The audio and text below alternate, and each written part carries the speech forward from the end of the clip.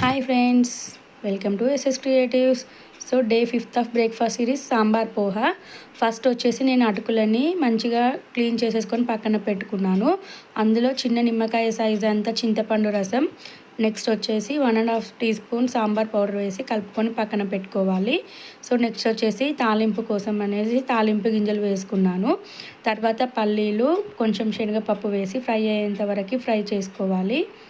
So ఇవి fry అయ్యాక మనము మంచిగా తరిగి పెట్టుకున్న క్యారెట్, ఆనియన్, పచ్చిమిర్చి అండ్ కరివేపాకు, ఒకటి ఎండుమిర్చి అండి వేసి అవి ఫ్రై అయ్యేంత వరకు బాగా కలుపుకుంటున్నాను.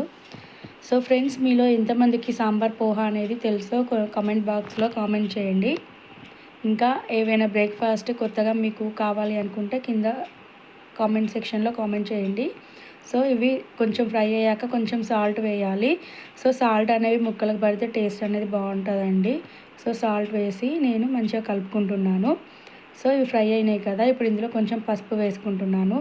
సో పోహాకి ఏంటంటే కొంచెం పసుపు అనేది రిమైనింగ్ టిఫిన్స్లో కన్నా ఎక్కువ పడుతుందండి.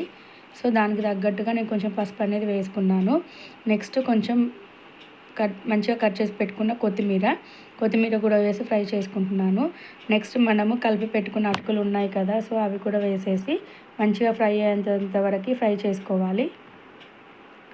సో ఏంటంటే ఇది సిమ్లో పెట్టుకొని మగ్గించుకోవాలి, అప్పుడే టేస్ట్ అనేది బాగుంటుంది.